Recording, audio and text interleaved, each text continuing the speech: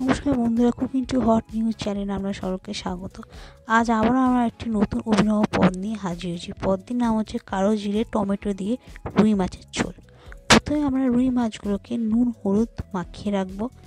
ভালো করে মাখানোর পর গরম সর্ষের তেলে আমরা মাছগুলোকে ভেজে নেবো। মাছগুলো ভাজার সময় খেয়াল রাখতে হবে যেন মাছ যেন কাঁচা না থাকে। তাই মাছগুলো আমরা এপিট ওপিট করে লাল করে ভালো করে ভেজে নেব। এরপর মাছগুলো ভাজা হয়ে গেলে আমরা মাছগুলো একে একে তুলে নেব, যেমন আমরা ভিডিওটা দেখতে পাচ্ছি। ঠিক এরপর এই মাছগুলো ভাজা হয়ে গেলে ওই তেলেই আমরা কালো জিরে ফোড়ন দেবো।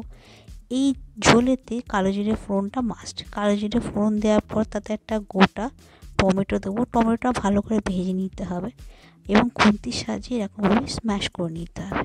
এবার এই টমেটোর মধ্যে আমরা পরিমাণ মতো বা স্বাদ মতো নুন, হলুদ, লঙ্কা গুঁড়ো দেবো এবং এই মশলা দেওয়ার পর মশলাগুলোর সাথে টমেটোটা ভালো করে মিশিয়ে নিতে হবে। মিশানোর পর আমরা এই মিশ্রণটির মধ্যে অল্প অল্প জল দিয়ে টমেটোটা কষিয়ে নেব।